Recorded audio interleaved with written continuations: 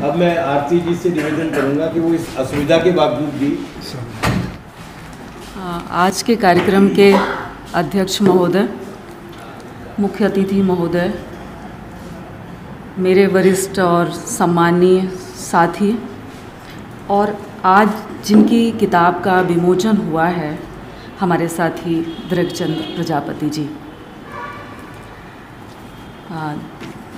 मुझे नहीं मालूम था, हालांकि मैं सबसे पहले उनकी मुलाकात के बारे में बात करूंगी कि सीताराम येचुरी आए हुए थे और उन्होंने एक स्पीच दिया था जिसमें राम का जिक्र हुआ था और उसको लेकर के बड़ा विवाद तैयार हो गया था। तो मेरी दृगचंद प्रजापति से पहली मुलाकात राजेश जोशी जी के यहाँ पे हुई। मैं उन्हें कार्यक्रमों में देखती थी कि वो बराबर शूटिंग कर रहे हैं, वीडियो बना रहे हैं, लेकिन उस तरह से उनसे परिचय नहीं हुआ था। तो सीताराम येचुरी के उस भाषण को ले करके कुछ स्पष्टीकरण जैसा एक इन्होंने एक कार्यक्रम बनाया, क्योंकि उसको बहुत गलत तरीके से प्रचारित किया जा रहा था। तो इस सिलसिले में पहली बार मुझे भी बाइट देने के लिए बुलाया आदरणीय राम प्रकाश जी ने, तो हम उनसे वहाँ पे मिले थे। इसके बाद मैंने लेफ्ट फ्रंट को पढ़ा, देखा, सुना।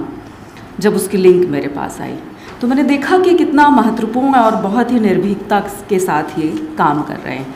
दूसरा स्वरूप मुझे उनका पता चला अभी कुछ दिनों पहले ही एडवा के कार्यक्रम के बाद, जब उन्होंने अपनी किताबें मुझे दी तो मुझे पता चला कि ये जो दो फॉर्म व्यक्ति के होते हैं, खासकर एक डिजिटल फॉर्म है और एक लेखकी होगा, रचनात्मक फॉर्म होता है उसका।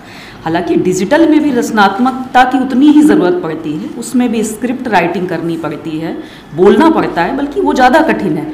मेरे लिए तो कैमरा फेसिंग जैसी चीज़ें थोड़ा कठिन हो जाती हैं और मुझे बाद में देखने के बाद लगता है कि मैं अच्छे से नहीं कर पाती हूँ इस काम को। तो एक उनकी खूबी है कि उन्होंने उस काम को भी बहुत खूबसूरती से किया और दूसरा लेखन के क्षेत्र में आए। किताब जिसका आज विमोचन हुआ उस पर थोड़ी सी बात कहूँगी। जब भी हम राजनीति, साहित्य और कविता पे खासकर हम साहित्य वाले बात करते हैं तो हमेशा मुक्तिबोध को याद करते हैं। अभी चूँकि ये दोनों ही विषय हैं, सत्ता और राजनीति इस किताब का केंद्रीय विषय है, तो मुझे मुक्तिबोध का वो कथन याद आ रहा था कि मनुष्य की सत्ता की स्थापना के लिए राजनीति बहुत ज़रूरी है। राजनीति के बिना मनुष्य की सत्ता की स्थापना नहीं हो सकती। हम जब बड़े हो रहे थे, स्कूल में पढ़ रहे थे, कॉलेजों में पढ़ रहे थे, तब तक राजनीति इतना बदनाम हो चुका शब्द हो गया था कि कहते थे क्या कर रहे हो, राजनीति कर रहे हो। तो राजनीति को एकदम ऐसा माना जाता कि बहुत विकृत सी जगह है और इस रास्ते पर नहीं जाना चाहिए, यहाँ जाने वाले गलत काम ही करते हैं। लेकिन जब इस तरह से वास्तविकता में उसको गहराई में जाकर देखा जाए तो पता चलता है कि राजनीति के बिना सुशासन कैसे स्थापित किया जा सकता है, व्यवस्थाएं कैसे की जा सकती हैं, सत्ताएं कैसे अपना काम सुचारू रूप से कर सकती हैं। तो उन्होंने इस विषय को चुना और उसके भीतर मैंने जाकर के देखा है कि लगभग हमारे समय के सारे प्रश्नों को उन्होंने उठाया है। पिछले दिनों में के प्रश्नों में और ख़ासकर 14 के बाद के प्रश्नों में एक कोरोना मुझे आज भी याद आता है और उसकी सबसे भयावह त्रासदी के रूप में मुझे आता है कि आज के टेक्नोलॉजी से लेस टाइम में भी व्यक्ति 2000-1500 किलोमीटर पैदल चलता हुआ आ रहा है।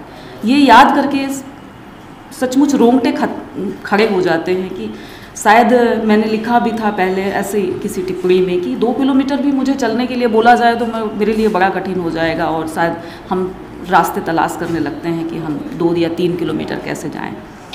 और किस व्यवस्था में और कितनी हिम्मत करके और व्यक्ति चला होगा पैदल पैदल, भूखे प्यासे, जूता चप्पल टूटते टूटते। इन विषयों को भी इन्होंने समाहित किया है। FDI पे बात की है और अब आखिरी में उसका पैरा देख रही थी अभी किताब में। पहले भी मैंने थोड़ा सरसरी नज़र से पढ़ा था, अब जब चूँकि इन्होंने कार्यक्रम पे बुलाया तो मैंने उस किताब को देखा कि इस पूरी समस्याओं का समाधान क्या है। तो इन्होंने पूंजी पे बात की है। बहुत समय पहले एक विज्ञापन पे एक लेख लिखते हुए इन्हीं सारे विषयों के आसपास से हम भटके थे कि जब तक पूंजी नहीं थी, ज़्यादा से ज़्यादा पैसे की विनिमय प्रणाली थी हमारे यहाँ कि मेरे घर में गेहूँ हो रहा है, उसके घर में धान है, तो हम अदल बदल लेते थे। मेरे यहाँ ज़्यादा हुआ, सामने वाले के यहाँ कम हुआ, एक दूसरे की आवश्यकताओं की पूर्ति करते थे हम।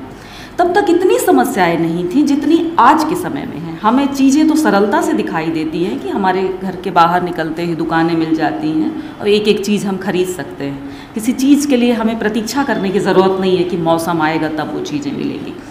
लेकिन वास्तव में देखा जाए तो उसी व्यवस्था ने, हमारी इसी सरलता ने हमें एक बहुत जटिल समय में पहुंचा दिया है। और सारा खेल जो हो रहा है, दास कैपिटल लिखी मार्क्स ने पूंजी को ही केंद्र में रखकर, कि सारा जो खेल हो रहा है पूंजी के आसपास ही हो रहा है, पूंजी के लिए ही हो रहा है और पूंजी को लेकर के हो रहा है।